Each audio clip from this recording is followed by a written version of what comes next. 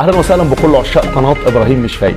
لا صوت يعلو فوق صوت نهائي دوري ابطال افريقيا في استاد القاهره وسط حضور جماهيري على اعلى مستوى. النادي الاهلي يفوز بنتيجه اللقاء بنتيجه 2-1، لقاء صعب جدا ونتيجه ضئيله. النادي الاهلي هيحتاج ان هو يحرز اي هدف في شباك الوداد المغربي في لقاء مركب محمد الخامس يوم الاحد القادم ان شاء الله.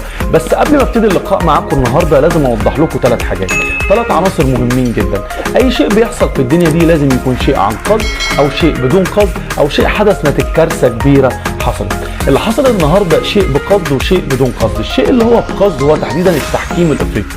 التحكيم الافريقي كان عن عمد وعن قصد ايذاء النادي الاهلي النهارده، اما باطاله الكره وتضييع الكره، اما بالرجوع للفار وبعد كده احتساب حاجات ضد الاهلي. تحديدا اكتر من ضربه جزاء لم يتم احتسابها للنادي الاهلي، كره اللعيب لعبها سيرف بالايد ما افترضش.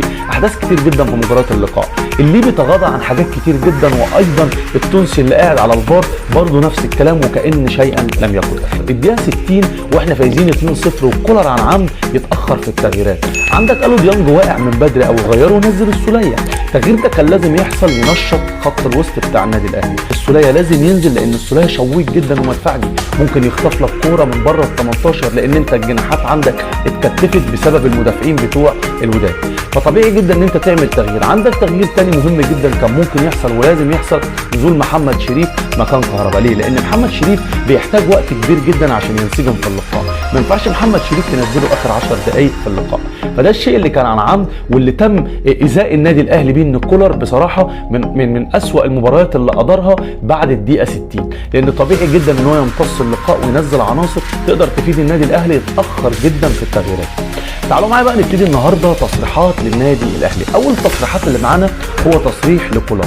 كولر قال لك ايه؟ قال لك التحكيم اثر على نتيجه اللقاء بشكل كبير جدا ولدينا مخاوف من حكم الاياب. الراجل حتى بيتكلم على الحكم اللي جاي. من امتى ما كناش بنتكلم عن الحكم؟ بس بعد اللي شفناه لا حقنا نتكلم عن الحكم.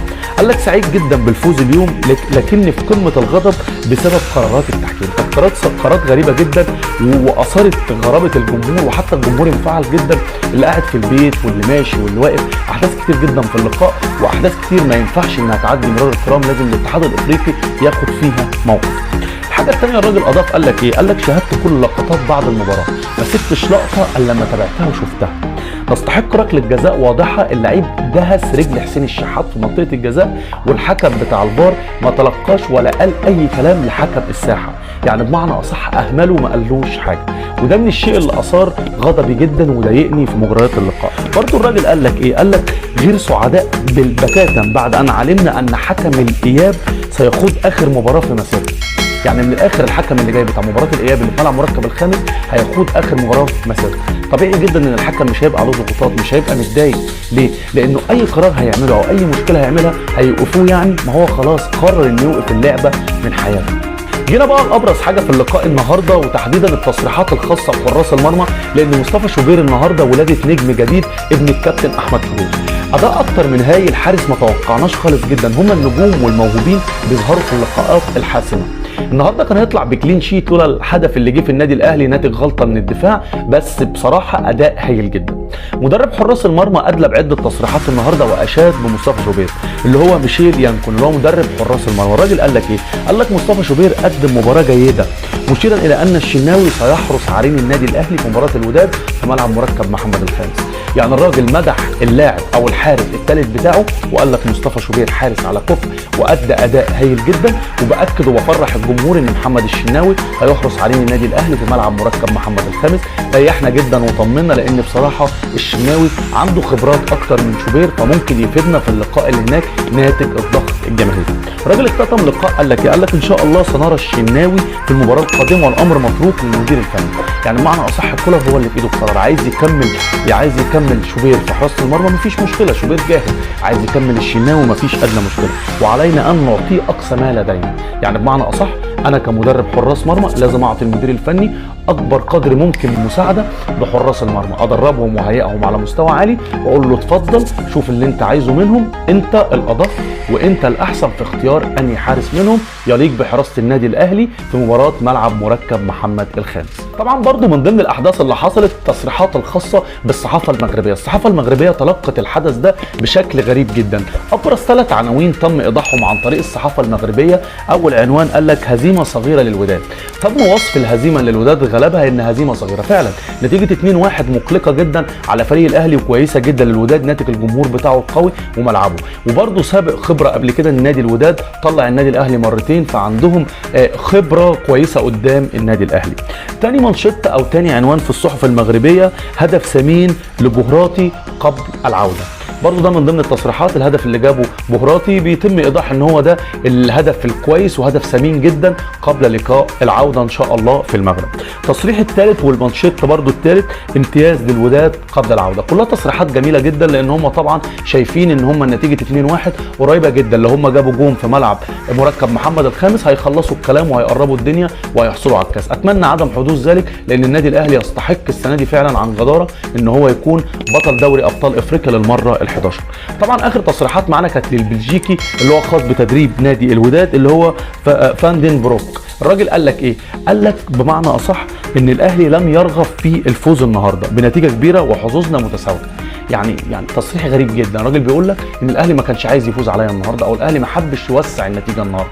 على فكره تصريح ساخر جدا، يعني حتى كولر رد عليه في التصريحات، قال انا مش هرد عليك الا في الملعب ان شاء الله، في ملعب مركب محمد الخامس، ان انت تسخر من الفرقه عندنا وتقول ان احنا ما حبيناش ان احنا نجيب فيكم اهداف كتيره، انت كده بتقلل من قيمه المهاجمين، ناتج ان انا في النادي الاهلي في بعض اللعيبه بتضيع فرص كتير جدا فانت بتقلل من قيمتهم، وان شاء الله هرد عليك في ملعب مركب محمد الخامس. يلا بينا بقى نتكلم عن احداث اللقاء. احداث جميله جدا واحداث شيقه في اللقاء، احداث غريبه ولحظات تحكيميه غريبه وتوقف اللقاء عده مرارا وتكرارا تاخر اللقاء، بس النادي الاهلي ادى اداء كويس وطلعنا بنتيجه كويسه وان شاء الله نكملها باذن الله في المغرب. اول حدث معانا في اللقاء النهارده، حسين الشحات يقع داخل منطقه الجزاء، الدقيقه طبعا تحديدا 7 والحكم يرجع للفار، الفار يقول له مفيش اي حاجه. زي ما احنا شايفين معانا كده اللعيب بتاع الوداد المغربي خبط حسين الشحات الدقيقه 7 عن عمد، وكمان لو تلاحظ الراجل عمل ايه؟ مثل ان هو تعبان او متضايق او مش قادر وقع على الارض. الحكم رجع للفار، الفار كالعاده في بدايه اللقاء كنا لسه احنا بقى يعني مستأملين فيهم خير، الفار قال له مفيش اي حاجه ومشى الكوره. مر الوقت والدقيقه 19 كهربا بيهدر هدف غريب جدا داخل منطقه الجزاء، كره بتتشتت وفي الاسف بتوصل لكهربا على يعتبر على السته، قبل السته بمراحل على رجله اليمين، بيشوطها بشوطه غريبه جدا ضعيفه كأن طفل صغير بيشوط الكوره زي ما احنا شايفين كده. استغربنا كلنا من الكوره وقلنا مفيش مشكله، ضاعت كوره ان شاء الله هنجيب اللي بعدها، بس كانت فرصه لو جت للنادي الاهلي المفروض الكهرباء يلعبها اعلى حارس المرمى في اي زاويه من الزاويتين، للاسف لعبها بالشكل الفظيع اللي احنا شفناه دوت، وكان هدف مؤكد للنادي الاهلي تم اهداره عن طريق كهرباء. تحديدا الدقيقه 30 الحكم يحتسب ضربه جزاء للنادي الاهلي ويلغيها الفار. ضربه حره مباشره اتلعبت، خبطت في ايد اللعيب السنغالي، بعد كده خبطت في دماغ لعيب الوداد، الحكم رجع للفار، الفار عدله الجزئيه بس الخاصه والمتعلقه بدماغ اللاعب، جابها له من زاويه ثانيه خالص، الحكم لغى الهدف، وكمان ايه الكره كانت طالعه ركنيه، الحكم جاب الكره اداها ليوسف المطيعي قال له العب، يعني الكره كانت للنادي الاهلي، ضيع كل حاجه عن النادي الاهلي وقال لهم اتفضلوا الكره ابداوا يا وداد هجمه من تاني.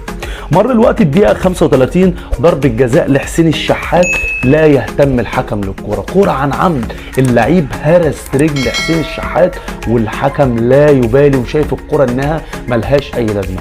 حاجه غريبه جدا، يعني انت ازاي شايف الكره لحسين الشحات؟ ده كره غريبه جدا، المفروض حسين الشحات ضربه جزاء ليه؟ انت ازاي الكره تعدي مرور الكرام وفي الاخر برضو الحكم يمشي الكره زي ما احنا شايفين.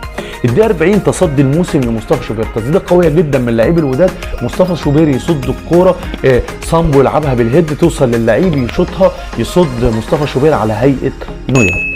الدقيقه تحديدا 49 هدف اكتر من رائع لتاو، كره جميله جدا من حسين الشحات يلعبها لحمدي فتحي، حمدي فتحي يموهها يبصيها لحسين الشحات التو، حسين الشحات ياخدها يفضل على الخط يهوش اللعيبه بتاعت الوداد يرفعها لبيرسي تاو، هدف اكتر من رائع، مزيكا للنادي الاهلي عشان يتوج النادي الاهلي مجهوده الدقيقه 49 في الشوط الاولاني بالهدف 1-0، لينتهي الشوط الاولاني بتقدم النادي الاهلي بنتيجه 1-0.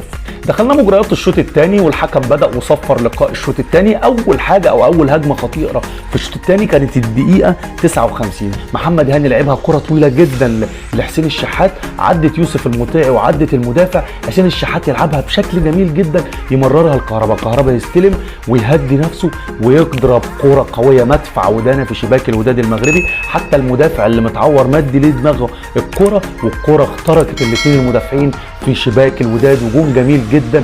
بيبتدي جماهير النادي الاهلي بصوت عالي جدا جدا، جمهوره ده حماه، النادي الاهلي ان شاء الله بطل البطوله دي. يمر الوقت والدقيقه 69 تسديده على شمال شوبير، تسديده قويه جدا تصطدم بالقائم، خطيره، تسديده ولا اروع ولا اجمل من الوداد.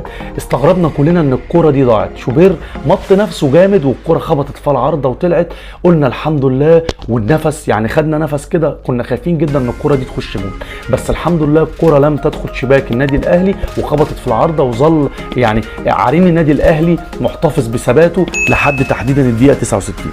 الدقيقه 72 كهربا يهدر هدف محقق، الكره بتتلعب بين محمد هاني البرستاوي، برستاوي بيخش بالكره بيعمل حركه كده تمويه للخارج، بيوقع فيها المدافع بتاع الوداد، يمد رجله في الكره يبصيها لكهربا، كهربا يركنها على يوسف المطيعي، يوسف المطيعي يمسكها بكل بساطه لان الكره ملعوبه بسهوله جدا. كم تضييع فرص من كهربا، فرص فظيعه جدا، كهربا يجي له 4 كور يجيب منهم كوره ويضيع 3 كور. وصلنا للدقيقه تحديدا 79 تسديده قويه جدا من ايوب العملود يتصدى لها مصطفى شوبير، ايوب العملود دخل من الجنب وبدل ما يعرض الكره شاطها تحديدا على مصطفى شوبير، يطير مصطفى شوبير يطلعها، وبعد كده المدافع بتاع النادي الاهلي تحديدا محمد عبد المنعم يشتت الكره خارج منطقه الجزاء. الدقيقه 86 وشيء بقى يعني لم يتوقعه النادي الاهلي، كوره خطيره جدا تيجي على النادي الاهلي، علي معلول تتقطع منه تروح للاعيبه الوداد، علي معلول يجيبها تاني، يشتت الكوره بره ال 18، ياخدها العملود يخش بالكوره لحد منطقه الجزاء يعرضها، يقابلها سيف الدين بهراتي، هدف رائع جدا في شباك النادي الاهلي. للاسف انتهى اللقاء بالنتيجه دي، والنادي الاهلي ما قدرش ان هو يزود اللقاء او يحسن من الشكل الخاص باللقاء. النادي الاهلي كانت في ايده اللقاء ان هو يفوز باكتر من هدف، لكن تاخر التغييرات من كولر هو اللي سبب وعمل كارثه للنادي الاهلي. استكمالا لمسلسل الظلم من الكاف للنادي الاهلي، يتم تعيين الحكم بملاك تيسيما الاثيوبي حكما اساسيا للقاء الاياب ان شاء الله في مباراه مركب محمد الخامس هناك في الدار البيضاء. حدث غريب جدا، لان احنا ما سعينا في الموضوع وبحثنا اكتر عن الموضوع، تم الاكتشاف ان الحكم ده هي اخر لقاء ليه، والاتحاد الافريقي بيكرم الحكم الاثيوبي كمباراه نهائيه ليه. بس انا عايز انبه الناس لحاجه، او انبه الاتحاد الافريقي، حكم انت جاي تكرمه في نهائي دوري ابطال افريقيا، طبيعي جدا ان هو لو انحاز للفرقه اللي هي موجوده او الخاصه بارضها وانت وقعت عليه عقوبات، ايه فايدته بالعقوبات؟ ما عندوش اي مشكله ولا عليه اي الزام ولا عليه اي ضغط، ليه؟ لانه خلاص هتوقع عليه عقوبه، الراجل هيقول لك سلام عليكم بعد اللقاء وشكرا وانتهت مسيرتي واللي كان. الحكم ده لعب 9 مباريات للنادي الاهلي، حقق النادي الاهلي فيهم الفوز في 3 مباريات وتعادل في 4 وخسر مباراتين. اعتقد يعني الحكم ده مش وشه حلو خالص على النادي الاهلي، وشكرا للاتحاد الافريقي ان قاعد كل شويه بيصدر لنا مشاكل تحكيميه ومشاكل فنيه ومشاكل عالميه ومشاكل اخباريه، حاجات كتير جدا الاتحاد الافريقي بيصدرها لنا ومشاكل، ودايما متغاضى عن النادي الاهلي، ودايما مش واقف مع النادي الاهلي، ودايما واقف مع الانديه المغربيه والانديه التونسيه اللي هم خاصين بشمال افريقيا الجزء الثاني، وسايب النادي الاهلي وسايب مصر او منتخب مصر في حته ثانيه خالص. وبكده تكون نهايه اللقاء معانا النهارده، اتمنى تكون الحلقه النهارده عجبتكم، اتمنى نعمل لايك للحلقه دي ونعمل اشتراك في القناه ونفعل زر الجرس بحيث ان يجيلكم كل جديد، وشكرا لمتابعتكم لينا قناه ابراهيم مش فايق.